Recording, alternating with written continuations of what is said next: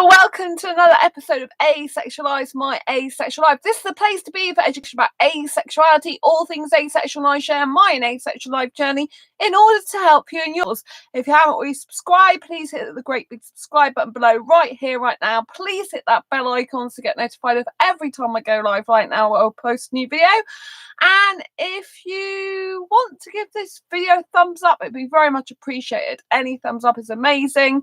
If you're enjoying the content, if you find it entertaining, or if you just want to give asexuality some like love, we really appreciate it as a whole community. I want to give my thanks to Heather, who's been a loyal supporter of this channel despite not being asexual, and who wrote me a nice message today to congratulate me on my going over 600 subscribers. So big kiss for you, Heather. I love you loads. You're absolutely amazing. And it goes, you know, without saying, but I will say it anyway from the bottom of my heart, I thank you so much for being a genuine ally to asexuals, and specifically for me as well on this channel. You know, it means a lot to have you supporting me. I know I haven't been directly on Facebook today. I did get your message flash up, so I wanted to do you a personal video message on my channel to say thank you so much, because I know you watch this channel loads and you're very supportive. And despite not being asexual yourself, you really understand me and a lot of my community here. And I just cherish you. Thank you so much. Lots of love to you. So it is Aromantic Awareness Week, and it's very stormy here in the UK, as you can probably hear outside my window. So I do apologise about the storm. But anyway, we're going to talk more about aromanticism, and we're particularly going to focus tonight on Molly's story, or today, maybe it's the morning where you are. Now, Molly is in my book for Asexual Awareness Week, for Asexual Perspectives book, for Aromantic Awareness Week. Molly is an aromantic asexual person. Get my words right tonight. So that means that Molly is lacking sexual attraction, and she's also lacking romantic attraction as well. So Molly, if you're listening to this, thank you so much for taking part in my book. And I'm now going to read some excerpts of your specific story, because I think it's very relevant to Aromantic Awareness Week. I have to say that our aromantic asexuals in the world and aromantic sexuals. This channel particularly focuses on aromantic asexuals, those that lack romantic attraction and sexual attraction, as I am an asexual channel. So this is Molly's story. Now, Molly discovered she was asexual when she was 21 years old. And how did she discover she's asexual?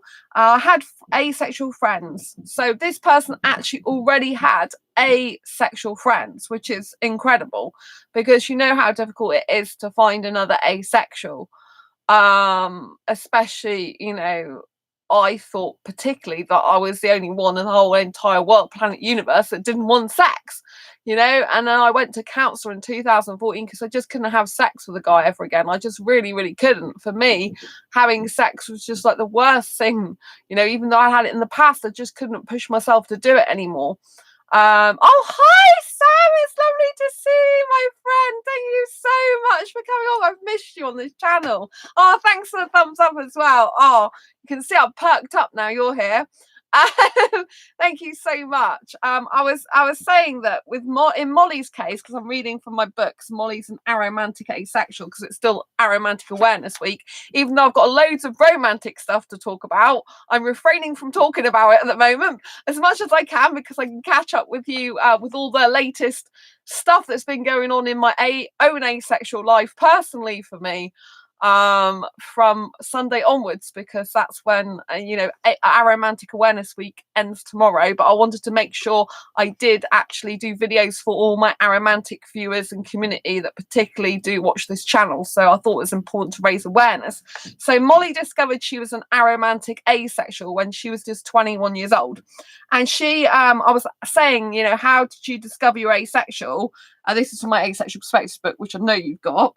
And she said that I had asexual friends, and I was saying that's so rare to already have asexual friends and then find out you're asexual. I mean, thank goodness I realised I was asexual, because Sam's my best asexual friend. And if I hadn't realised I was asexual, me and Sam would never have met. So it's so amazing. And I'm so looking forward to seeing you next month. I can't wait. So that's super exciting. So being asexual is incredible. I wouldn't change it for the world. You know, some people are like, oh, you know, like there's a lot of forums and groups that sometimes bring up the question, if you had a pill to stop being asexual, would you stop being asexual? You know, it's like, heck no. Why would I want to be sexual when the whole world is? I like to be different. Do you know what I mean? And we're going to be finding Molly's opinion as well on that, what it's like to be asexual in a highly sexualized world. Sam, I never found any ace friends until after I discovered asexuality. Yeah, exactly. I didn't know any either, Sam. And that's why I think it's so interesting that Molly already had asexual friends. Do you know what I mean? I think it really does help. If you've already got friends and then all of a sudden you're talking to them and you have the revelation that you're asexual yourself. But I was the same as you. I mean, I never, ever thought there was anyone like me. 2014 came and I was like, I'm the only one in the world, planet, universe that doesn't want sex, doesn't associate that with love. I was giving up on relationships completely, thinking, oh, I'll never find someone. I can't force myself to have sex anymore. I just can't do it. I just can't physically do it. I wouldn't take a pill. I would choose to remain as I am. Thank you, Sam. That's so important. Yeah, I'm glad.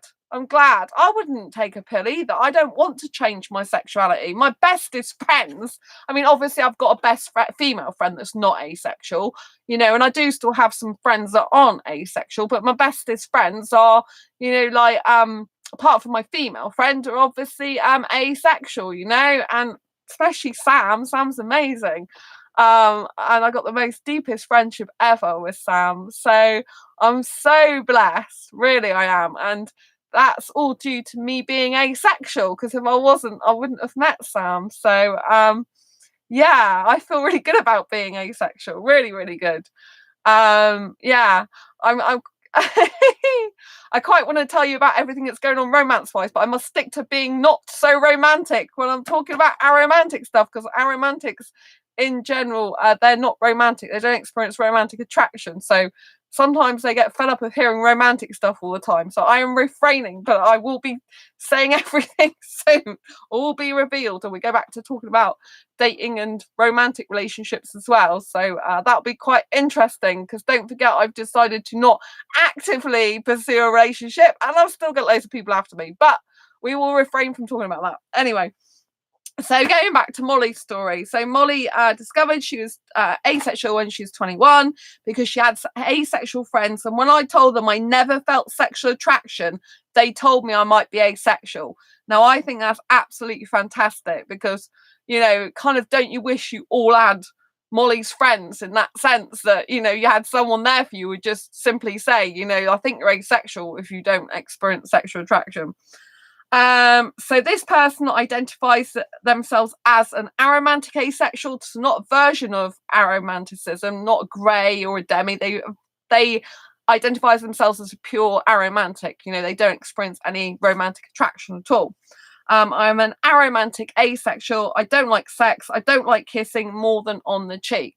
And some aromantic asexuals don't even like that. So I think it's really, really nice to hear Molly's story.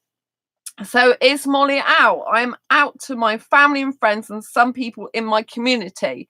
They were shocked and tried to convince me to just try sex, get the hormones checked, but slowly they are coming to terms with it. And I do think that is an objection that's given, or a kind of spanner they try and throw in the works with a lot of asexuals. You know, it's like, oh, you know, like, just try sex. You know, I mean, I have had sex in the past, you know, but I think it's good if people are virgins and they've never tried sex and don't want it, to be quite frank with you. There's nothing great about it. There's nothing wonderful and explosive and orgasmic. I still don't know what an orgasm is from my personal point of view, because I don't think I've ever experienced one in my life. Do you know what I mean? I can do fluid stuff, but you know what I mean? We're talking about that. You know, the word orgasmic and sex, to me, they just seem kind of alien towards each other. I don't get how, because to me, I feel like the word orgasmic's a bit like a nice firework display, right? I love fireworks, but I don't like sex.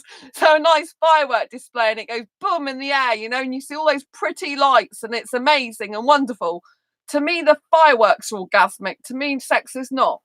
Sam, one of the ladies with one of my walking groups is Aero Ace. She's great. Never had a relationship or any interest in doing so. Oh, that's really, really good. Yeah, it's really nice you found that in one of the walking groups, because the walking group is not specifically an asexual walking group, isn't it? So it just goes to show you that the law of attraction is very powerful. You know, that you can attract people that are asexual to you without even knowing about it. I've been in certain situations where I've met asexuals. Like I met one at when my friend used to live in Exmouth. She did a semi-final of a karaoke, and there was an asexual guy there that turned up. It's like, wow, not the same type, you know, not interested in me romantically. I don't even think I've kept in contact with him. We friended for a bit, but he didn't really speak to me, so I don't think he's on my friends list anymore. But it's very, very interesting, and it's really weird because I keep coming across people, and when I talk to them, some of them they're like, well, I won't say some, the minority of them, they say, oh, I'm asexual too. I think because it sounds like similar to me. Do you know what I mean? So I think you can do that. You can actually find people that are asexual, because you can kind of see the signs sometimes. Do you know what I mean? With the way they behave. And I don't want to stereotype, because obviously there's no right specific one way of being asexual. There's so many different variations of asexual, but I can see certain signs of someone like not being sexual in nature, you know, when they're not really interested in guys or girls, and they're not really like thinking anyone's hot or good looking, and they're just not really bothered about relationship or bothered about even someone's looks. Sam, it's not an ace group at all, but she's such an interesting person. The group in general is very cool and accepting of us both as ace non-binary me and error ace her. That is really good. That's really good. I support non-binary people, including you. You know that I do. Sometimes I get your pronouns mixed up. I'm sorry. I'm sorry, I'm still not perfect at that. I don't know if I'll ever be perfect at that. I'm really good for a time, and then I just revert back to old bad habits. I do apologize. But yeah, it's really, really cool. It's really cool that you've met an error ace. Yeah, I haven't met any more romantic asexual guys in my city. But yeah, anyway. Oh, I've got so much other news to say that I can't say it. I must refrain because we're talking about romanticism at the moment. Right, okay. So yeah, it's really good that you've got an error ace, and that she's never had a relationship or any interest in doing so. So that is quite common for aromantic asexuals, you know, those that lack romantic attraction, sexual attraction, because there's kind of like nothing really in that sense that would entice some of them to want to be in a relationship, but that's not true for every aromantic asexual. I know aromantics that are in relationships and that do desire to be in them. So I just wanted to clear that myth up, because there's a big myth that everyone who's aromantic never wants a relationship. Whilst that's true, a lot of aromantics, and I know aromantics even on my Facebook friends list, that, you know, they're not interested in a relationship. They have no need for one in their life. They're completely self-contained unit, and they don't need anyone else like that. And I think that's great, actually. It's a very, very good strength of character to have. You know, I do find being a romantic asexual very difficult at times, you know, like even that when I'm trying not to actively pursue a relationship as such, you know. I was listening to some music today, which was foreign music, because you know I like foreign guys. I've mentioned it a little bit before on this channel. And you know, I find it really difficult because it starts my hyper romanticism off, and then I'm thinking we should be listening to it, but it also makes me energized at the same time. It makes me feel really elated, because I love like Indian music and stuff like that. I just end up listening to loads of it, and it makes me feel really, really good. Like I want to go out clubbing and I get all my energy, but it's kind of like the energy and romance. Sam, it is difficult. Yeah, I'm glad you understand.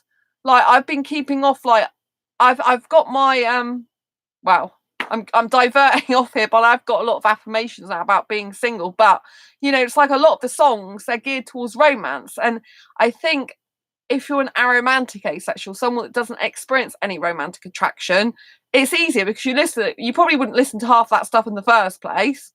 And even if you do, it wouldn't affect you, because it wouldn't really pull on your emotional romantic heartstrings. You don't have any romantic heartstrings. You're an emotional person probably still, but you don't experience the romance, so you haven't got that, you know, the words you might like the beat, but the words don't mean anything. When I'm constantly listening to that music, it gets into my subconscious brain and it activates my romance. It starts coming back, flooding back. And I'm like, hang on a minute.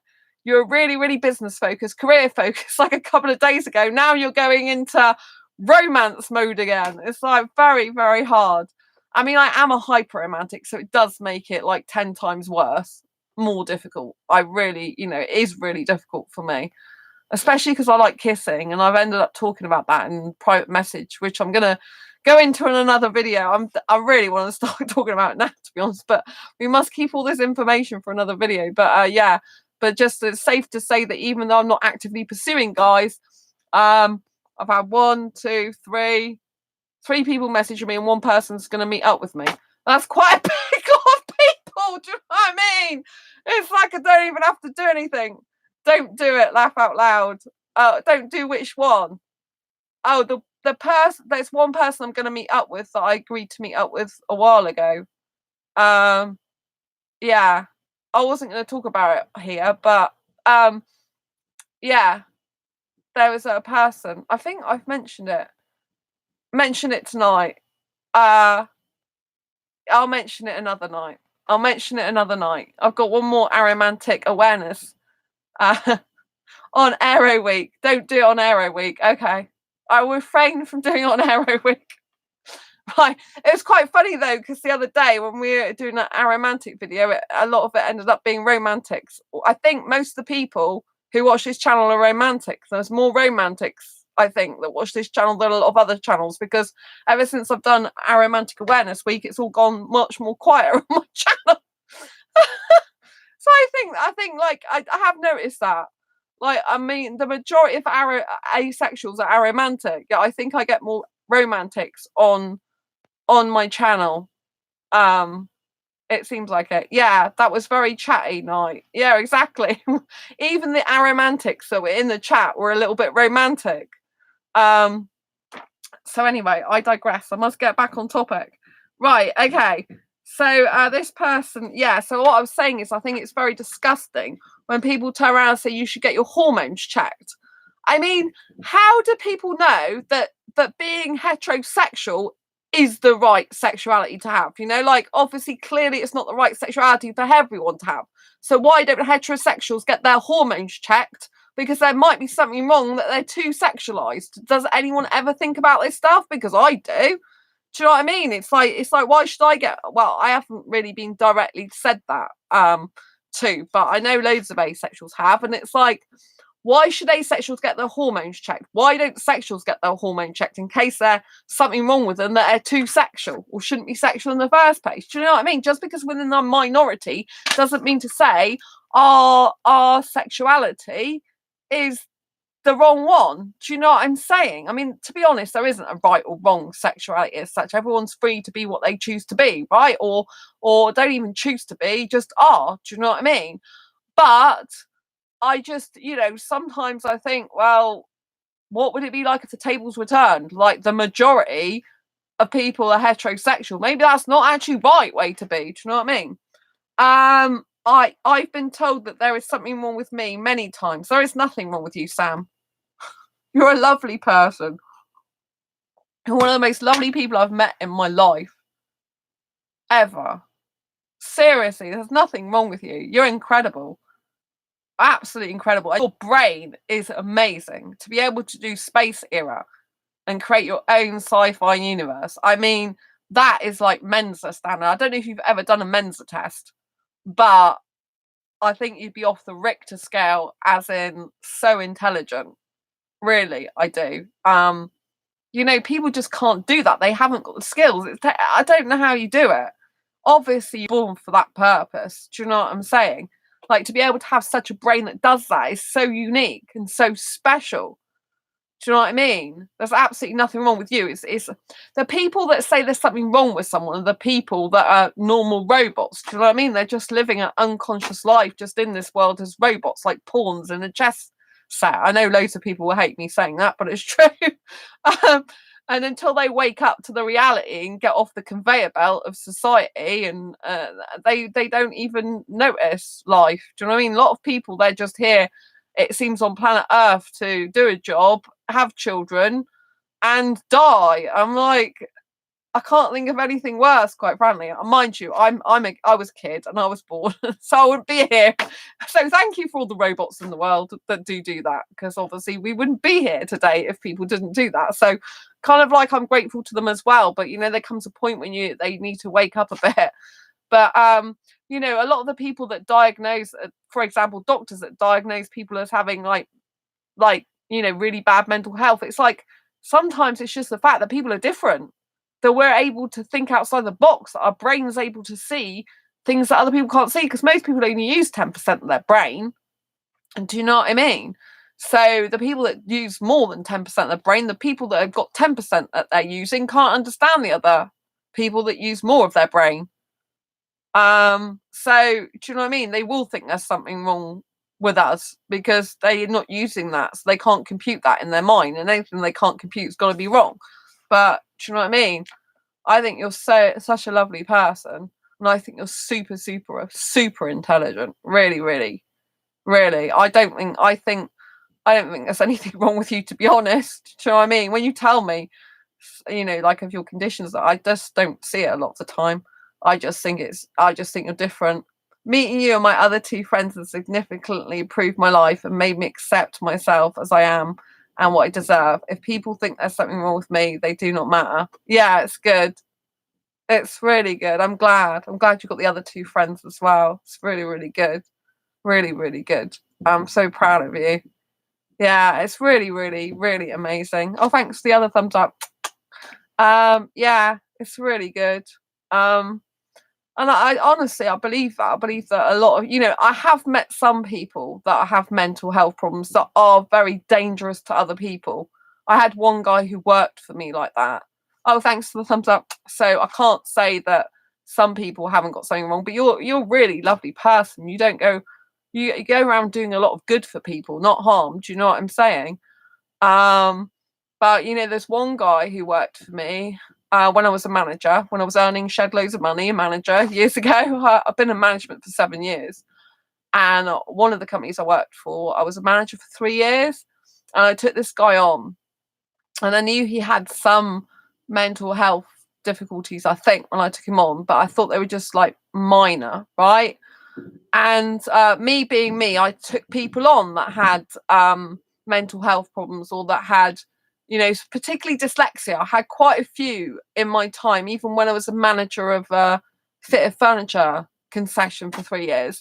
I took people on that were dyslexic, which a lot of people wouldn't do, knowing they were dyslexic, And so this guy I took on, but I didn't realise what he was like. And his 3-month probation was up, and he was really creepy. He was getting very sexual, and since we're talking about sexuality, he was getting very sexual about customers. He was saying stuff to me about customers, and I was starting to say stuff about necklaces on necks and stuff like this, which was very creepy. And he was giving money to the young girl that was my other employee. I used to have him and a young girl, and he was giving money to her and stuff. It was very, very weird. And he started talking about the fact he burnt down trees and stuff, and he got quite, sexual and stuff. And I heard him saying stuff about customers, and I thought that it was really off, So, but he said something to the area manager about me, and I told the area manager the truth, that I wasn't happy, because he was saying this stuff to staff and and customers and stuff.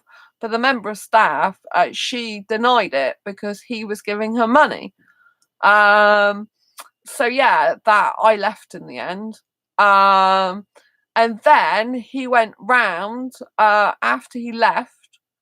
I got told some time later they made him manager, and then he smacked someone in the face and literally punched them and lost his job.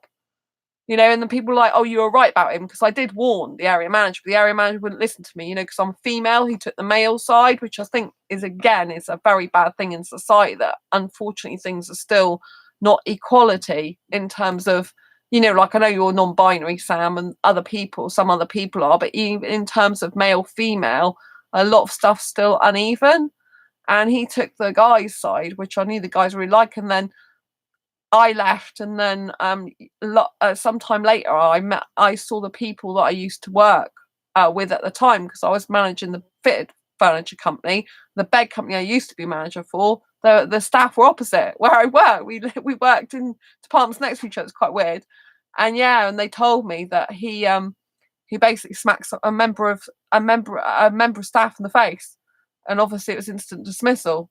And they're like, "Oh, you knew what he was really like, didn't you?" And I'm like, "Yeah." So you can get some people that have got such mental health problems that they are a danger to society, other people, and it's those that I think obviously have got some problem or issue that really they need help with, desperate help, not the people that have got, I mean, obviously everyone needs help if they need help, but that's the person who's got real mental health problems, when they feel that they have to go around hitting other people and hurting other people physically, or even obviously some do it emotionally and mentally to make themselves feel better, or because they just feel like it. And those are the people I think should be kind of given the label, if you like, of mental health and problems, and that should, like, want to sort them out. But the problem is with someone like that is they don't often want to sort things out because they don't see that they're a problem. The people that haven't got what I call proper mental health, even though the diagnosed ones, they're diagnosed as having that, are the ones that think they have a problem, and so they have to get help. When you have to get help, yes, you might have some mental health problems, because obviously I have depression and in the past, and anxiety. But what I'm saying is, in terms of real mental illness, if you're kind to people and caring and you just want to get better for yourself, then that's kind of, you're not mentally ill in the sense of those other people that are trying to like hurt people and stuff. Do you know what I'm saying? Those are the real mentally ill people that really need serious help. The other people that are mentally ill, I think it's society a lot of the time that kind of creates this feeling that we're not really meant to be here because we're so different. Do you see what I mean? Anyway, going back to Sam. I would never consider hurting anyone. I'm total pacifist. You're very lovely. My schizophrenia and autism don't define me. Yeah.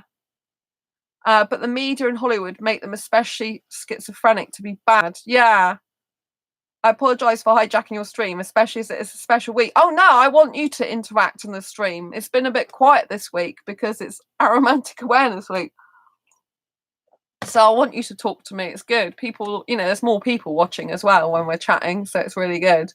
It's good to address these things. So obviously there are a lot of asexuals that do have. Oh wait, Eddie, damn you, hijacker. No, I like people in chat. This is a chat show after all. It's good to digress and go off to other topics, I think. So, but yeah, exactly. I didn't even notice you've got that. Do you know what I mean? It's only because you told me you got schizophrenia. I don't even see that in you. I just see a person who's very deep. Like me, who's got a brain that thinks outside the box.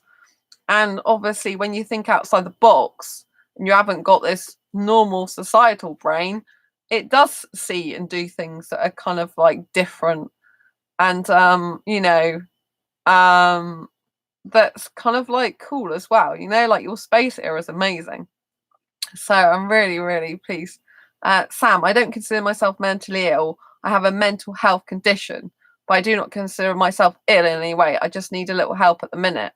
Oh, that's really, really good. Yeah, really, really good.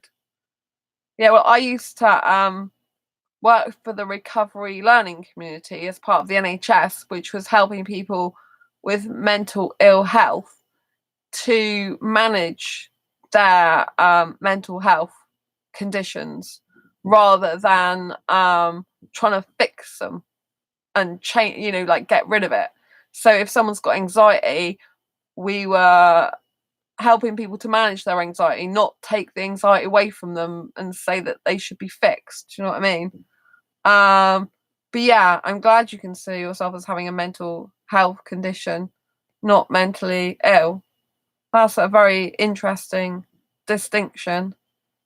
Yeah, very good distinction as well. That's the thing. I know I will never fix what I have, only manage it. But it's very important because most of the recovery learning community is what I used to work for. and we were all about people managing mental ill health, not people trying to take it, away. Because, like, for example, with anxiety, if you try and take your anxiety away, you'll just end up being more anxious. It's the worst thing you could possibly do. And people that are counsellors that I've had in the past, they just used to make my anxiety worse. I mean, I've got a lot better with my anxiety. I'm not as bad as I used to be, but it's only because, like, I manage it super well. If you tell a person who's anxious to get rid of their anxiety, no, we want to try and get rid of it all, finish with it, forget about it. It doesn't work like that. It just makes a person more anxious, because kind of anxiety is a bit like a comfort blanket at the same time. I mean, it does protect you. Anxiety is there to protect you against people who are bad for you. It's not, anxiety is not completely a bad thing, you know what I mean? You have to be able to try and anticipate people's moves and actions. And if you have anxiety, it does really heighten your awareness. I mean, anxiety's kind of saved me from being really majorly injured. I don't know if I've ever talked about this, but I fell down 11 stone steps head first years ago. And I was able to think while I was falling. And it's only because I have anxiety that I can think like that. My brain can think. So it's like, that's what I believe. And, I honestly believe it's my anxiety. Well, I know it is. So, because being anxious, it makes you think all the time, consistently and constantly. And so you get to be able to have a routine of being able to think on your feet and think quickly. And this particular time when I was going down the stairs, literally, it was really weird. I was thinking, you'll have to relax your body as much as possible so it doesn't hurt. And I was injured, but even they said that, they kind of agreed, the doctors, that at the time, I think that it was better that I did that, because, I was able to be less hurt because I was relaxed. I didn't break anything, but I crushed my chest, I damaged my hip, my legs, I was on crutches for nearly a month. So I did, really hurt myself. It was 11 stone steps. It was head first. It was a lot of way, I ended up at the bottom of the lift and someone found me. Someone I used to work with, luckily. And that was really horrendous pain, But I would have been worse if I hadn't thought that. And it's only because of my anxiety that saved me. Sam, that's the thing. I know. Sam, I am slowly pushing my boundaries with my anxiety, not for too fast, but a bit of time. Yeah, that's good. Yeah, you have to do a bit of time. Because if you try and do it all at once, you'll just end up with a major panic. So yeah, it's really, really good to push your own boundaries. And when you're pushing your own boundaries, it's good because you're in control of it then as well. It's very important. And, like I did this, I went to see this counsellor, and she honestly didn't have a clue about anxiety. That's what I don't like about people that are counsellors that have never had an experience of the conditions they're trying to treat. Like, I guess they're not going to have every single condition, though, in their life. But, this woman clearly knew nothing about anxiety, because she just made it worse. And she actually started to make me depressed when I hadn't been depressed. I got free of depression myself, and I was starting to feel a bit depressed with her. And I'm like, I've got to stop this. So I stopped seeing her. But, the anxiety, she just pulled some stuff off the internet and said, oh, do these exercises. I thought, well, I could have done that at home myself. And she said something that made my anxiety worse. And so, I had to do, when I first went there, though, the pros and cons of anxiety. And me being an unrobotic person who doesn't tell people what they want to hear, I knew very well what she wanted me to say. I knew she wanted me to write down there was more cons to having anxiety than pros, and therefore I should lose the anxiety because it's not doing me any good. That's what I'm supposed to say. That's textbook what I'm supposed to say, right? In relation to the thing she was asking me to do. But the problem was, and the truth was, is that actually my anxiety helped me. And at that specific time, there's more pros to cons. There probably still is overall to a certain extent, but I don't want the pain. Like, when it gets that bad, I have severe abdominal pain, which is unbearable. And that's what I wanted to get rid of. And now a lot of the time I don't have that. But I do get it to do with relationships or dating. I do get that. That's why I'm better off single, really, because I do get that back, like, just like that. And it's horrible. I can't stand it. It's really annoying. So that's why I find it difficult. That's why being an aromantic asexual, which I'm not, but an aromantic, because we're talking about aromantics this week, Those who lack romantic attraction, like you said, your aro ace friend doesn't need to be in a relationship and doesn't want anything to do with that. I think that's a really good strength. That's a very positive thing about being an aromantic asexual in comparison to a romantic asexual, even in comparison to being a romantic sexual as well. I think being an aromantic has its benefits, even though I'm not, because it is very, very difficult. I find being a romantic asexual is very, very hard. Sam, I quit alcohol. Yes. Got rid of toxic people in my life. Yes. And limited those I have to people that I have a positive impact. Yes. And I'm embracing spirituality. Yes. And I'm feeling much happier and better. Yay. It's really, really good. It's really, really good. That's exactly what people should do. I mean, alcohol is so bad. People don't realise that, I just have a little drink. It's like, why? You don't need it. It's toxicity for your body. It's ridiculous. Your liver has to work overtime in order to get rid of it. You don't need it. I mean, particularly like I have an allergy to sugar, which I've had since 19. I quit alcohol then, because I couldn't have it even if I wanted to. But it happens to be that everything I'm allergic to or got an intolerance to, well, not everything, the majority of things are really bad for fibromyalgia. And it's really bad. They're really bad for pain conditions. I like arthritis and stuff like that. Just no need for it. Sugar's really bad, people shouldn't be having it, but of course they can't do without it, so they just carry on abusing their own bodies basically. But I love not drinking. I prefer to be with a guy who doesn't drink, to be honest, because if I can taste it on his breath, it's not particularly nice kissing him. And the fact you get rid of toxic people in your life's really important. I probably might have to get rid of some more of them coming up in the next year. Like not really people that I see in person, but there's some people that, on Facebook, for example, I'm not sure how good and healthy they are for me sometimes. But I mean, the majority of them are okay at the moment. But, like my life's going to change considerably this year in lots of different ways. So I don't know how people are going to take that, but hey, it's who I am. Do you know what I mean? Because of different brands and things I'm doing. And the people, some people might think it's a bit strange me doing different stuff, but hey, I'm expanding. Sam, I get severe anxiety at times and some other problems, but I can handle them much better and have people in my life that support me. Oh, I'm so good. You feel supported. Yeah, it's really, really good. It's really, really good.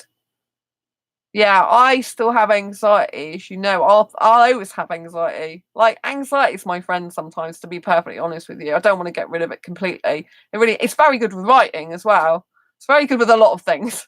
Like, people say there's a lot of, but there are cons to anxiety. Obviously, it can take over your life, it can take over your body, can make you severely ill, can make you have abdominal pains, can make you worry all the time, can make you think like a loop constantly. There are a lot of downsides to it, so I don't think it's good. I think it's good to be able to manage it. But I was diagnosed with generalized anxiety disorder level 4 years ago. I mean, that's the second highest you can get. Level 5, I think, is the highest you can get. So I was severe anxiety, like through the roof. It's really hard. But I'm a lot better than I used to be. Loads better. Eddie, I only drink alcohol at social events, so like twice a year.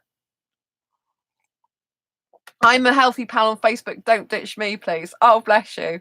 Yeah, you're good. Actually, you are good. Thank you. Yes. Yeah, because I'll probably getting rid of some people on Facebook in the coming year. But yes, I'm glad you said that you want me to keep you on. You are good actually, because I know that I'm busy. Because sometimes I get people that message me constantly. I've got someone on my Facebook page at the moment that's just constantly writing me private message that's just not really appropriate, shall we say. I mean, they seem okay as a person. I don't really know them. They just start talking to me, and it's like I've got work to do, and they're writing weird stuff to me. I won't say what they're writing to me, but it's very weird, and it's like I'm busy doing stuff to make a difference to people's lives. Busy doing the Asexual Meetup Mastery course today, which is why I haven't been on Facebook directly. And I need time out to do stuff like that. And sometimes when I'm on Facebook, I'm literally working. I'm working on my pages, posting stuff on my groups. So sometimes I'm on Facebook working. But one person on my page who's new on the fairly new on the page. They're just writing me this stuff, and it's like, it's not very how should we put it? It's not really got any bearing on doing any good in my life, shall we say? And but yeah, so yeah, but Eddie, you're good because you know I'm really, you understand now how busy I get, so it's good because I love, you know, hearing from people, but I can get really busy sometimes. I mean, I like the fact you messaged me the other day to let me know that the show you thought was good, and so did your girlfriend, so stuff like that is great, you know. But I don't have time to be on Facebook all the time because I get so many messages. I mean, at the moment I've got messages coming on Asexualistic, asexuality.org, Facebook page. I got loads of actual Facebook messages. I think I got about 5 or 6 from people that connected to me on Facebook as well. One of them was really lovely, which was Heather, which I did thank at the beginning of this show. I don't know if she saw it. I thanked her even though I haven't actually been directly on Facebook to answer. It flashed up with her message saying congratulations, I've gone over 600 followers now on as subscribers, on here. So I'm really happy and grateful to her for that. Sam, Sam, I went from 762 Facebook friends to 26. I'm much less alone now than I was back then. Yeah, it's really, really good and important, you know. And it's really important. Like, there's not much point in keeping loads of friends if they don't interact. You know, I've got a lot of Facebook friends. A lot of them don't even speak to me or interact with me. It's like, what's the point? You know, I'm talking about in posts. Do you know what I mean? Like, I can't. Like, obviously, there's certain friends I talk to regularly, but because we're always seeing and speaking to each other. But you know what I mean? In general, there's some people that they don't, you know, like, if they're going to do something, comment on my posts and say stuff there. Do you know what I mean? Because I can't answer loads of private messages. I've got too many, and also I'm busy doing stuff. So, but yeah, of course I won't ditch you. Don't ditch me either. Laugh out, like Jess. Of course, you know I never ditch you. Eddie, my messages are I stop in to see how you are because that is what pals do. Sam, oh yes, congratulations on 600. Eddie, I have 17 Facebook friends. Laugh out loud. I max mine at 20. I'm one of the selected 17. Thank you. Yeah, it's nice. I know there is actually an Indian guy, asexual guy, and he's like, when I first became friends with him, he's messaging me every single day, but it was to check that I was okay because I was sick at the time. So it was nice of him to do that. Damn, Eddie, I'll have to get rid of another 10. Yes, and I've done something I said I'd never do as well, which my Facebook friends have gone on private now, which I was going to talk about in another video, because I'm learning some new business Facebook strategies, and one of them is to have friends on private. And I don't know how I feel about that because personally, I've been telling everyone it's really bad to do that, and I think personally still it is, but I've got to swap business. Well, not swap, obviously I'm still doing asexual stuff, but I got to go into a new business this year, and really I do need my Facebook friends on private for that. So I'm changing my ways, people. Damn it. Gotta only keep quality. So yes, I rave about the fact and rant a lot on this channel saying if people have got their friends on private, it's usually, well, with guys, it's usually because they got those women. I'm not wrong about that. I'm actually still right about that. But yeah, I've had to put my Facebook friends on private, which is weird for me. I'm seeing how it goes because I've got to use I've got to be in, you know, do some new stuff for new business stuff that's coming up. Anyway, we will have to talk about, yes, what we're going to talk about. Aero Ace, Molly's story, right? This is what's really important. Right, okay, so what's your deepest fear, concern, or worry about being asexual? This is Aromantic, asexual Molly. I want to have committed, loving friendships. And I feel like in a society where romantic and sexual relationships are prioritized over friendship, that can be hard. Yes. And I know that's what some aromantic asexuals, those that lack romantic attraction, sexual attraction, really get peed off about. They get so fed up of society drumming down their throat that in order to have a relationship, for example, it has to be romantic or sexual or both usually. And also it is difficult for them to have committed loving friendships when a lot of their friends tend to prioritize romantic relationships. So there are some aromantic and asexuals in this book, and they'll say how difficult it is and how much they struggle, because when their friends who are not aromantic like themselves get into romantic relationships, they don't see them as much. They prioritize the romantic relationship over friendship with them, and so they don't see them as much. And so they find that really difficult. Now, I think it is hard, because I think if you're a romantic asexual, obviously you are going to want to spend some time with your new person. You're going to want to devote some time to that. But obviously you need to keep your friends as well. It's very important to get a good balance. Do you know what I mean? It's kind of good to think, where is a person, a partner, going to fit into your life before they come into it? And how are you going to make sure you spend time like with yourself, doing your hobbies, interests, doing your career, and when are you going to fit your friends in, and when are you going to fit your new romantic partner in, if you're a romantic person, right? Because they will need fitting in. I mean, I know that if any of my friends get a partner, they are going to be spending some time with them, not just with me. Do you know what I mean? I'm going to have to make sure I book in time with them. But you know, I don't think people should leave their friends for a romantic relationship or any relationship. I actually think friendship in general lasts a lot longer than relationship. I mean, especially in today's society, to be quite honest with you, I think, you know, people are living longer. Dating's not what it used to be.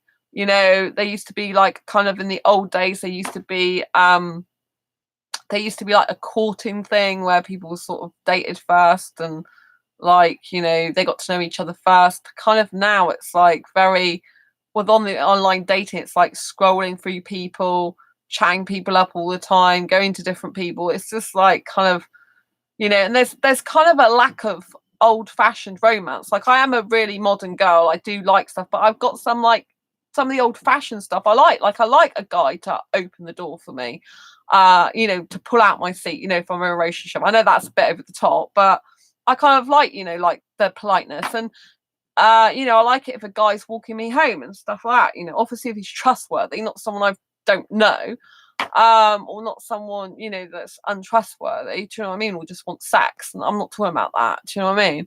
But there's certain things, you know what I mean, that I think are missing. You know, like a lot of guys, it's kind of like, you know, like, I know a woman's perfectly capable of looking after herself, but if you're just going to do everything yourself as a woman, what's the point in even having a relationship? You may as well just be single. Do you know what I mean? There's got to be some perks to it. Right. Sam. Sam. So is that platonic? I do not actually know what platonic means. I don't experience platonic attraction. But some asexuals who are aromantic want to be in a queer platonic relationship. So this person wants to have committed, loving friendships. But that's not the same as actually being in a queer platonic relationship. A queer platonic relationship is someone you're actually in a relationship with, which would be the aromantic equivalent of a romantic relationship. Like, they like the person a bit more than a best friend. It's like a deep friendship. But when they're saying having committed, loving friendships, it's kind of, I think, because obviously I'm not aromantic, I understand that the person, as far as I understand, the person wants to see their friends a lot. Like, some aromantics, they like to see their friends every single week, several times a week, right? But obviously, when that person then gets a romantic partner, if they're romantic, they will want to spend some time with that romantic partner. They won't want to spend probably as much time with the aromantic person, because they've obviously got to eke their time out. They can't, you know, if they're spending all their time still with the aromantic, say for some aromantics, they'll see their friends like 3 or 4 times a week, for example, and they may want that commitment, and they may love their friends in a, probably if you are having that love from them, it might be more romantic if you're a romantic person. But in terms of, they'd probably say it was platonic love, but not being in a platonic relationship. But when people get their like friends, when their friends get into a romantic relationship, they'll spend a lot more time with the romantic person. Now, obviously, I think it's got to be kind of like, I think they've got to work it out, really. I think what happens is, for the aromantic, they're used to having that foundation of that person seeing them like 3 or 4 times a week. And obviously, you know, like if you're having a romantic relationship, you might not be able to see that person anymore 3 or 4 times a week. You might have to devote at least a couple of days to a romantic relationship. Or if you live with that person, probably more. So then it becomes like the aromantic person feels left out because they're like, hang on a minute, I really love my friends, I need to see them. Well, like, you know, they need to see them like usually a romantic relationship would be, where you'll really want to see the person all the time. They kind of feel like that about their best aromantic friends that they love. So when the romantic person gets into a romantic relationship that's a friend, it kind of feels like they're going away from them. And so they haven't got this commitment from them anymore. They haven't got this like closeness anymore. I think that's what it means. Oh, hi Felicia. Sam, I shall be making frequent trips to Exeter and Bristol. Wait, when I find a partner. Oh, good. I shall still be making frequent trips to Exeter and Bristol when I found a partner. It's good. Yes. I'll still be seeing you and Andy as well. They're sure my best friends. Wouldn't not see you. I think, like I said, I mean, you and Andy, I think will be my best friends for life, you know. Definitely. Best friends for life, you know, I don't see us not. And I know me and you, Sam, will definitely be seeing each other in the future. I can pretty much be guaranteed that Andy will as well. But obviously when Andy gets a guy, I don't know how they're gonna be, but they're still gonna want to see us as well. But yeah, it's good. Eddie, I used to make sex higher on the list to say a regular relationship with the opposite sex and would not see friends much. Eddie, I used to prioritize a romantic relationship years ago. So not a sex, but I used to prioritize romantic relationship really, really a lot. But my ex got me to cut off all my friends. I'm never doing that again because most of my friends were guys back then as well. Because most of my friends are guys now, and he got me to cut off everyone.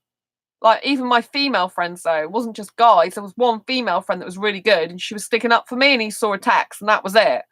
But he could still have his mate, it was fine. But I wasn't allowed my female friend at the time, because she said something horrible about him. But he was a nasty piece of work to me. She was just sticking up for me in a text. But it was all right for him to see his best friend. It caused a lot of issues. I don't want to go like that again. Eddie, I never checked in on him, and his son called me to tell me, and I hated myself. Oh, bless you. Oh, sorry, I missed a bit of your message out, Eddie. Chat, sorry. Eddie, so I used to make sex higher on the list to say a regular relationship with the opposite sex and would not see friends much. One of the things that shocked me was my best friend died after surgery. Oh my gosh, sorry, I didn't read that bit out. I never checked in on him, and his son called me to tell me, and I hate myself. Oh my gosh, that's horrible, Eddie. Oh my gosh, that's horrible. I'm really shocked. It's not nice, is it? Oh, that's really shocking for you. It's really shocking. You know, I mean, things do change you in life, don't they? Do you know what I mean? I mean, you know, you didn't know that was going to happen. It's not your fault, but like I can tell it would have shocked you. Yeah. I mean, life's so short, isn't it? Life's so short. And I believe you should plan for your future, but I also believe you should live for now as well, in the moment. I think it's very important. And I do think, you know, friendships I value.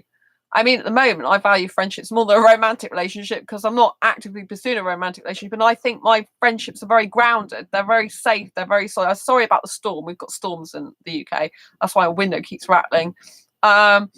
But you know, I think friendships are very, very foundational, very stable, very secure. The friendships I've got, and I think, you know, like potential romantic relationship wise, I haven't got any stability there whatsoever. I mean, I haven't even got someone suitable for a romantic relationship.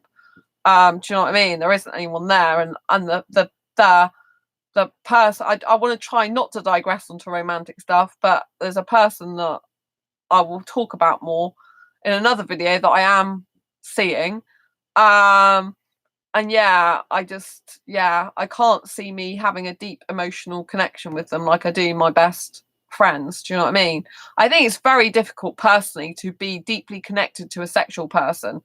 Do you know what I mean? I mean, obviously Eddie's not asexual, but I do personally find but Eddie knows what asexual love's like. It's the purest form of love you can get.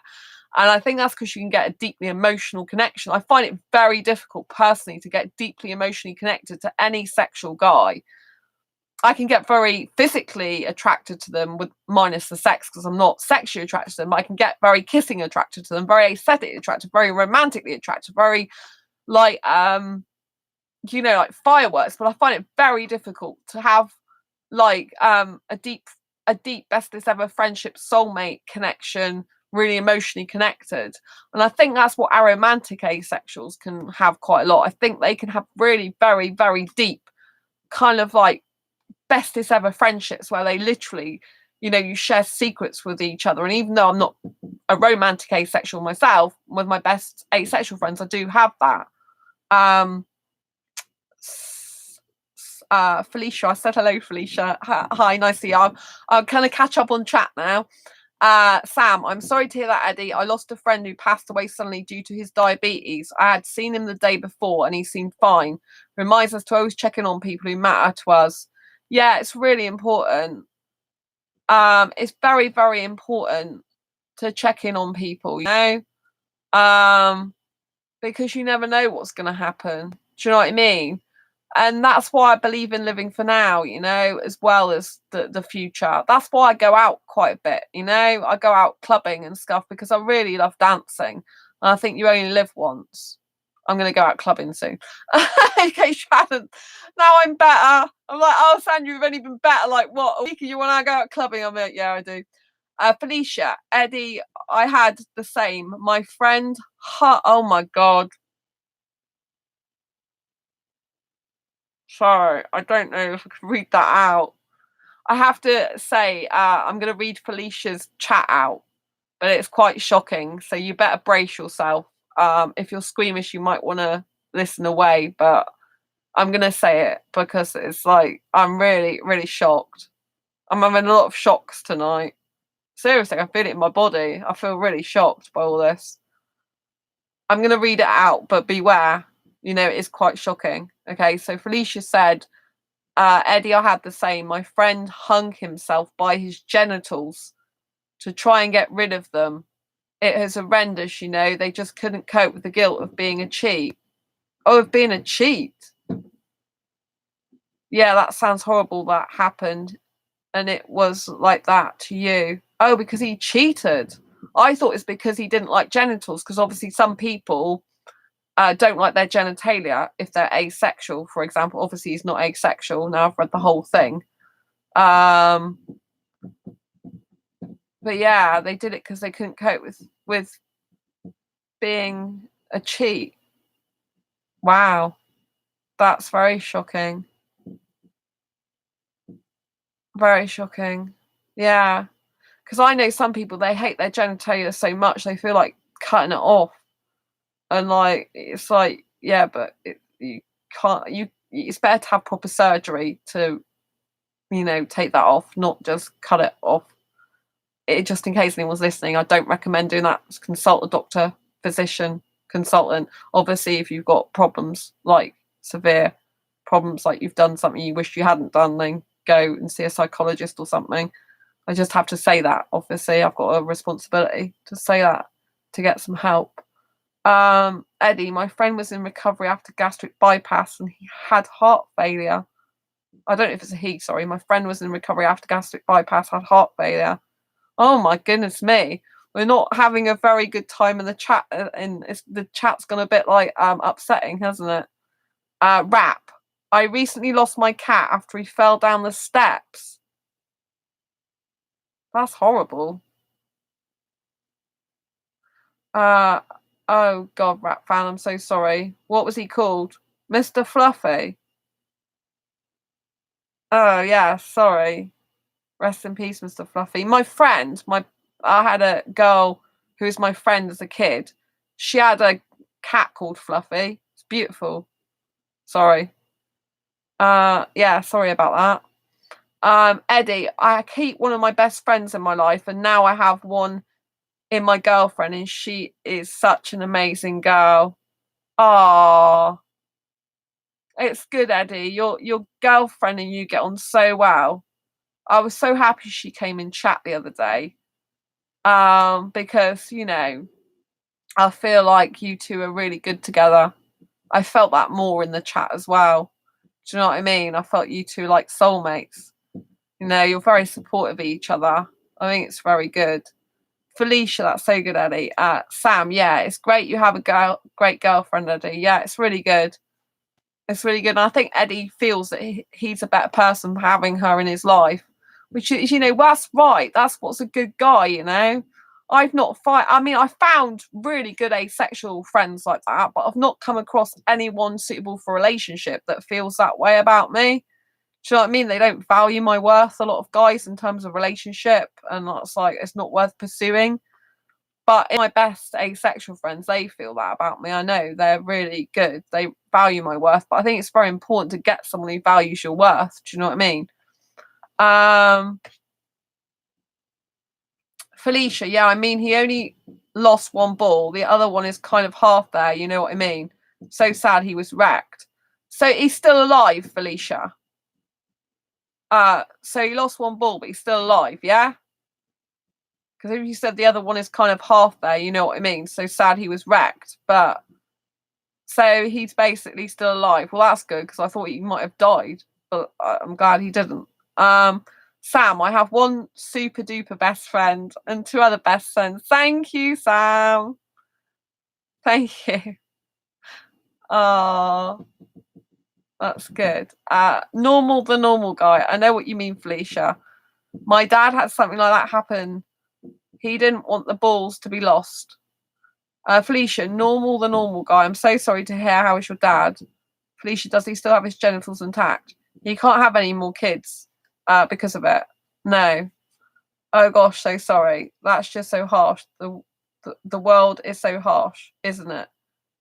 Yes, my friend is still alive. That's good. So your friend is still alive. This is positive. We must think positive. Your friend is still alive. So life's good because he's still alive. Do you know what I mean?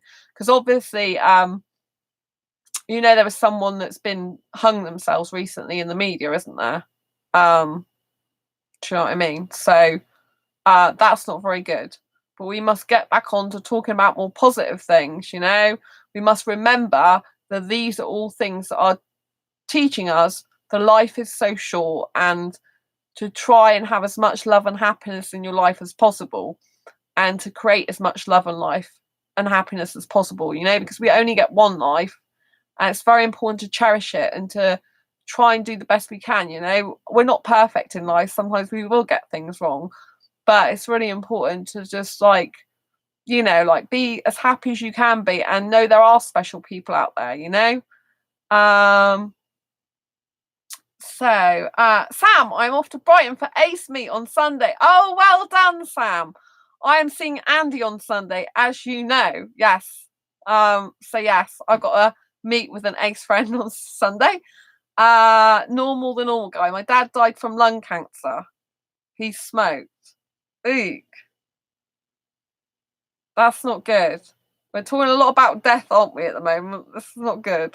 Felicia, yes, think positive. He's still alive. So Felicia's friend is still alive. But I mean, he got done for manslaughter recently. He got 15 years in jail, Oh, right, okay. So he's been done for manslaughter. I don't really want to comment on that. Well, I think if someone's involved in manslaughter and genuinely guilty of it, then they should really serve their time. But I really think they should get some help as well. Do you know what I mean? Like counselling and stuff, rehabilitation. Yeah, rest in peace to your dad. Normal, the normal guy. Normal, the normal guy. I'm asexual because of my dad. Okay. Felicia, yeah, he killed like 10 people. Was really bad man. Oh right, Felicia. Yeah, killing people is not good. So yeah, it's good that he's in jail so he can't kill any more people. Yes. if he goes around killing people, he should be in jail because we don't want him to kill any more. He obviously is not safe to be around for people. So I think the right things happened in that case. Do you know what I mean? Harmony Smurf, remember the good times, normal. Yes. Felicia, yeah, I can't understand that your dad made you asexual. I do remember the good times. Yeah, you can't really be made asexual. But I'm guessing what you mean, normal, the normal guy, is that something to do with because your dad. Yeah, I don't really get that unless your dad was a womanizer. You can't really be made asexual. You something you usually are born with and don't realise, or do you know what I mean? Anyway, I don't want to, it's up to you what you believe. Remember the good times, normal. Yeah, I can't. Yeah. Right, Sam, this is the only reason I'm going to the meet because we are videoing Monday now. I saw it on Avon today. Yeah, because we were going to video chat on Sunday, weren't we? Yeah, we're videoing on Monday now. Yeah, so it's important. Yeah, it's good that you're going to that. It's good. Yeah, I'm at a museum on Sunday with Andy. History museum. They're not my favourite things, but I will do them for my asexual friends. Actually got a mini art gallery there. So I go all around there and then wait for the art gallery. But sadly, they got nudity in that art gallery, and I hate nudity. So that's not really much good. But yes, I can't do anything but laugh around history museums. I can't take them seriously because I'm not into them. So usually I'll start laughing, which is not very good, is it? Everyone's so serious in them. Oh, they're laughing my head off usually. To myself, a lot of the time, I have to contain myself. Normal, what happened? Back when me and my dad used to hang out together, Felicia, yeah, my friend is in jail now. I mean, at least they can't hurt more people. He does try to hurt the prison people, I heard too. And this person's your friend? Eek. I think you might want to get some new friends. Friends that are good to be around and good for your own health and good for you. Do you know what I mean? Yeah. It's not a good friend who goes around doing that, really. I'm glad they haven't hurt you, though. Normal. My dad touched me at a young age, and I feel like that made me asexual. Okay. Say he abused you, sadly. And that's what's you feels made you asexual. Because you don't like sexual stuff because he abused you, is that right? So, is that right? I'm sorry to hear that, the normal guy. Yeah. Okay. Felicia, yeah, normal, that makes sense. I'm so sorry he did that to you. Yeah, I'm so sorry he did that to you as well. So it's through your experience that you're not really into doing sexual stuff, which I guess comes under the second, because asexuality is a sexual orientation that's a lack of sexual attraction and or limited to no interest in sexual activities. So obviously someone that has had a really bad experience might end up fitting more the asexual orientation than anything else. Right. So, Sam, I love museums. Yeah, I like science museums. I pay to go and see science museums. I enjoy them because it's like hands-on futuristic stuff. And I know you love museums as well. So no doubt one day I'll go to Exeter Museum again with you. Because Exeter Museum is free in my city. So do you know what I mean? It doesn't cost me any money. So it's not a problem. It's just hours doing stuff that I've done an asexual meetup, a whole meetup before around there. And then I ended up looking at every single nook and cranny bit. So there's got a woman who was in the group. She's like, "Oh, I think I've had enough now." And I'm like, "Well, no, I've got to finish it off now." Because I didn't, I'm not particularly keen on going in the sense that it's not really my thing. But I will go. And I organised the whole meetup for the museum. So I knew we were going to it. So I prepared myself for it mentally. And, but if I do something, I like to do it properly. So I'm like, if I'm going to go round, I want to see every little thing now. Do you know what I mean? So I thought it was quite funny that the person who really wanted to go to it I got fed up with it. And the person, me, that wasn't so into it, ended up looking like they were really into it. Because it's like, now I've got to check this out. We need to make sure you talk to people about it, Felicia said. Sam, not art galleries though, laugh out loud. I know, Sam, you don't like art galleries. I was good. Well, I was good at still life at school. So I was actually quite good at art, even though I didn't think I was. And so I've been to the Tate Gallery and the National Gallery. I quite like them. I like Picasso. He's my favourite artist, obviously dead. But I like his Cubism period. I used to like try and copy the Cubism look on my final exam piece for GCSE a while ago. So yeah, the only bit about the history museum I like has got a tiny little art gallery at the end, but then it has naked people on it. I'm like, ugh, gross. Felicia, I mean, who have you got to talk to about it? All normal. Would I want more friends? He is a good. Why would I want more friends? He is a good friend. Felicia said, why would I want more friends? He is a good friend. Well, if the guy kills people, Felicia, I think you need a good, better person in your life. Do you know what I mean? That's my personal opinion. Do you know what I mean? Like, it's up to you who you have as your friend, obviously.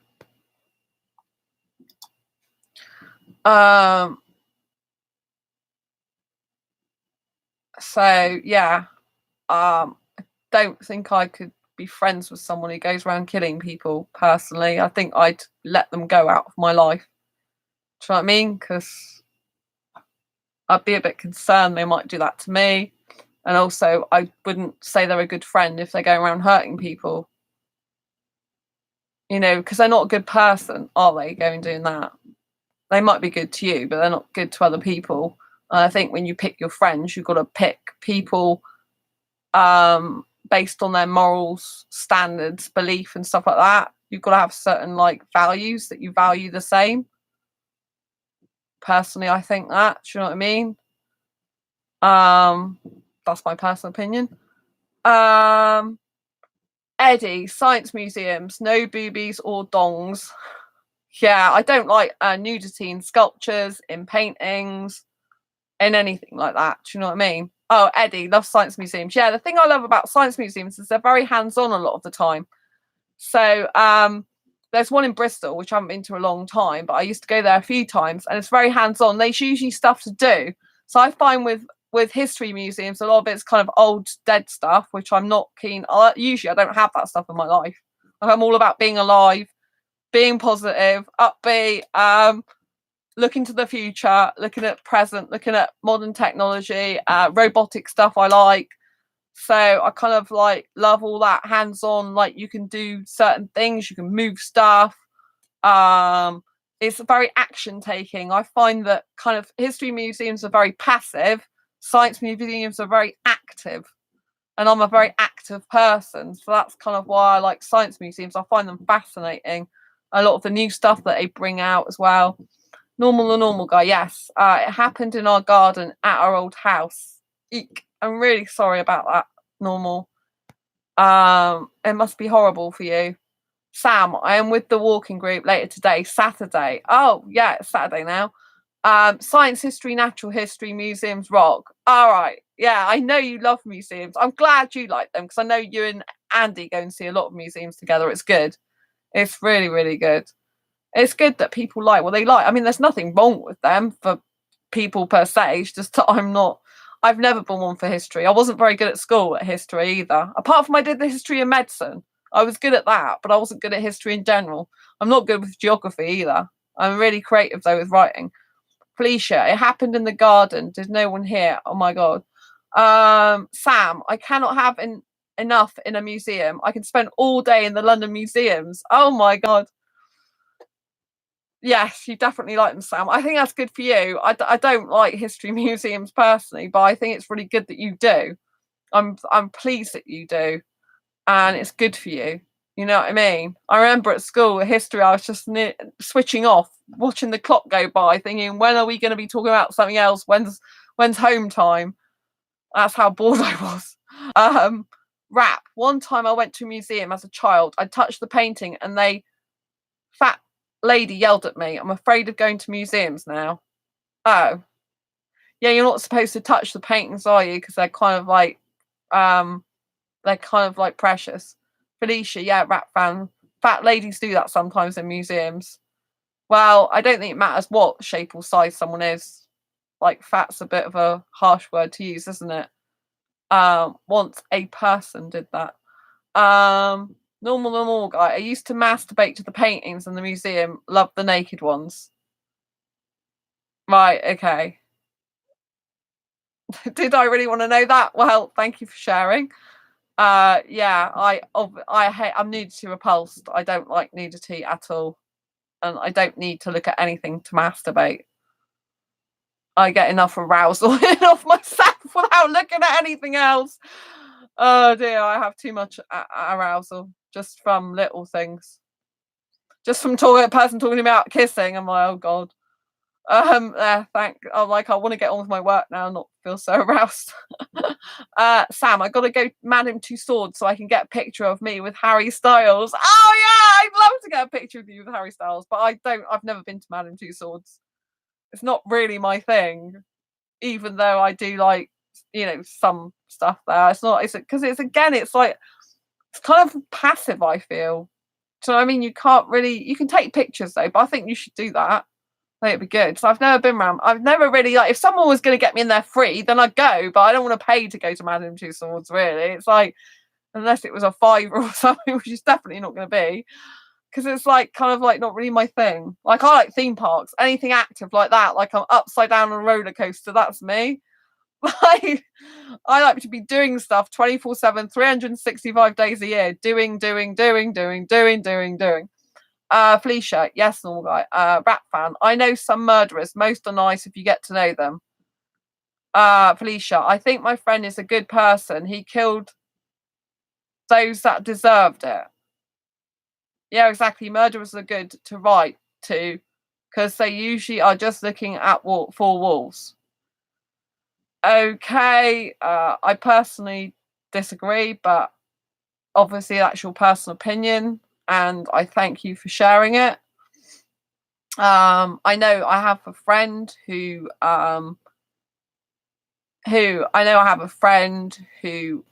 was who visited who was did some work experience in a prison in the library, and their their partner died actually, but they went to prison. But I knew the person, we knew them at school, both of us, but she was with him. But I don't think he went around doing.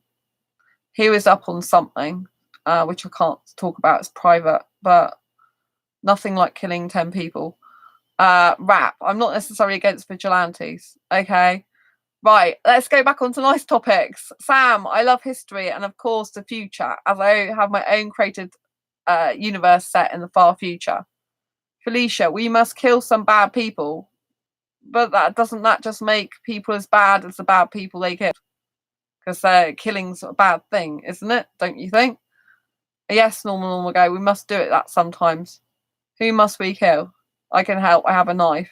It's a very big. Can we stop talking about death and killing people? Because this is not what the channel's supposed to be about. And I'm not going to sit here allowing people to start constructing who they can kill on my show. I'm really not prepared to do that. So if it carries on, then I'll have to stop it or delete some conversations. Because you shouldn't be killing anyone. Killing's a really, really bad thing.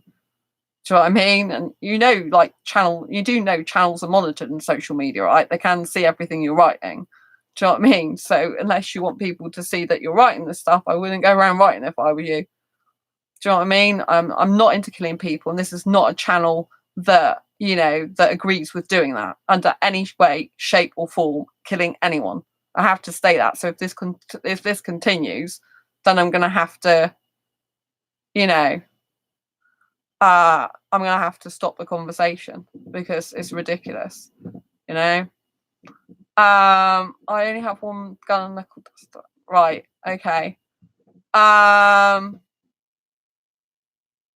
So I think you have to stop talking about killing people because obviously it's not good. No, you shouldn't be on about killing people. It's really bad. That's not what this channel's about.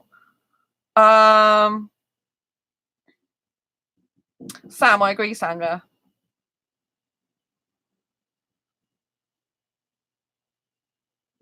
I'm going to start literally deleting all these conversations if you carry on.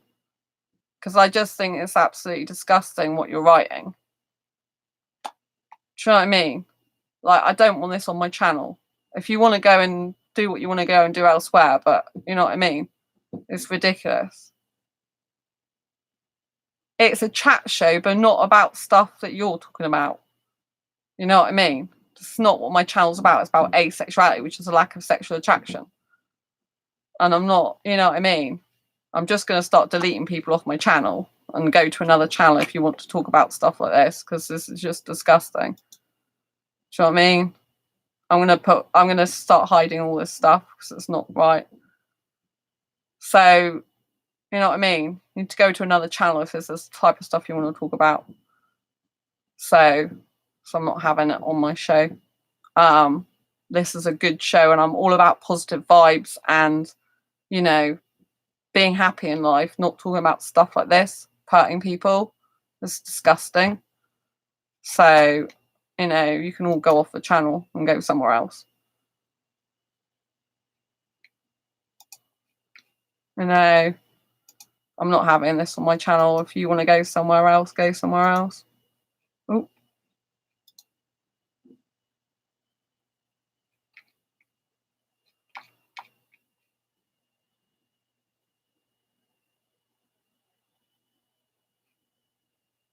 Yeah, this has nothing to do with asexuality, all this conversation. Do you know what I mean? This is ridiculous.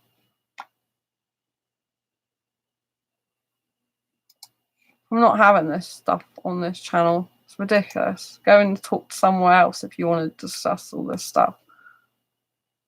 You know what I mean? Ridiculous.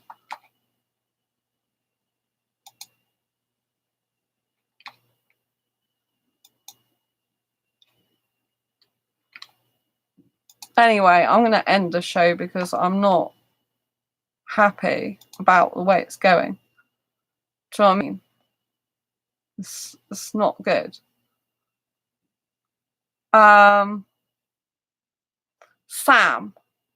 school was crap. I have taught myself most of what I know. I hated school and spent lots of time in hospital due to panic attacks. I'm really sorry to hear that, Sam. Yeah, and I'm sorry that the conversation has gone very strange. Anyway, I'm going to end it for tonight because I want to end on a good positive note, not people taking over my chat saying things about hurting people. It's not what this channel's about. If you want to talk about that stuff, find a channel that agrees with doing that and that wants to do that and promote it, because this channel isn't about that. And I don't appreciate it. Do you know what I mean? And I don't want to hear stuff like that. You know, you should be wanting to help people become better people and wanting to spread love and light and happiness in the world. You know, there's enough death, destruction, and I don't want to hear this type of stuff on my channel. That's not what it's about. I'm about spreading love, light, joy, happiness, about creating positive relationships with positive people who make a positive difference in people's lives and who care about other people. And they care about making the place a better world, you know, and who care about, you know, making people happy, and who care about love and light and care about helping each other and sharing and being kind and considerate. And, you know, people that really, really want to make a positive difference in the world, people who realise it doesn't matter what terrible things they've gone through, that want to make the world a better place. I could be very bitter about what's happened in some of my life, but I'm not. I just want, you know, there to be lots of happiness, lots of love, lots of light, lots of compassion. You know, I want people to, you know, go towards the light and shut out the dark and leave that type of life behind, you know. In life, we've got two choices. We can choose revenge, we can choose hatred, we can use dark side, we can choose to hurt people, or we can choose to be good to people, to be kind to people, to be loving, and to move away from darkness, to move away from people who are aggressive or violent or want to hurt people, and go more towards light. You know, we have a choice in this world. We can choose our path, and I choose to go towards the light. I choose to care about people, to love people, and I choose to leave behind and free myself of toxicity. And that includes people who were talking about hurting other people. I don't want that in my life. You know, if you want that, go and talk on some other channel or somewhere else, on email or somewhere. But I think, you know, there are a lot of good people in the world, you know, and there's a lot of goodness in the world. And if you've ever, you know, life is very precious and we should be preserving it as much as possible. And we should, you know, the people that cause us harm, we should turn away from and just leave them be, you know, and go towards love and light, and go towards fostering positive relationships, and go towards fostering a really happy and healthy environment, loving and caring, and go towards talking about, you know, how we can make the world a better place, what help we can give people, what voluntary work we can do to help others, you know, and you know, really go towards companionship, friendship, understanding, better understanding each other, you know, and really just, you know, become a more caring person. You know, like sometimes things bad do happen to you. You know, I've had people in my past not being great to me, but I could have sought revenge, or I can just decide, no, I'll let them go. I don't want that bad energy in my life. You can go and you can be on your way. Go and put your badness somewhere else. I don't want it in my life. You know, it's not what I'm about. You know, if you want to have that type of mentality and that type of life, move it somewhere else, not in my life. You know, life's precious. I don't want to have a life which is all about hatred and violence and nastiness. I want a life that's full of happiness and love and friendship and compassion, and, you know, where you really care about each other. It's very important, you know, very important. So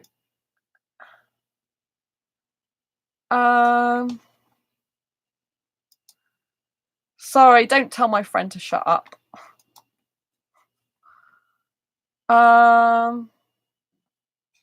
Museums were mentioned as Sandra and another ace friend are going to one on Sunday, and I'm an ace and love museums. Yeah.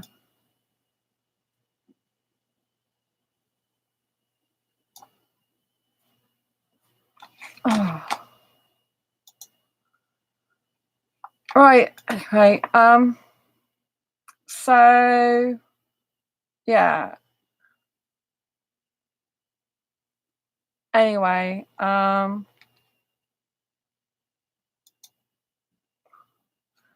Anyway. Don't speak to my friend like that and tell him to shut up. Anyway, I'm going to conclude the end of tonight's stream because I do not want my best friend to be talked to like that, and I do not want people trolling my channel, right? Go and troll someone else's channel. Don't troll at all, preferably, because it's not nice. Anyway, Sam, I love you to bits as my friend. You're absolutely amazing. Eddie's fantastic. Thanks for everyone who's tuned in, who's you know, genuine here. And I love you lots. And Sam's amazing. Don't ever speak to my friend like that. I won't have it. And I'll see you on the next video live stream. Bye.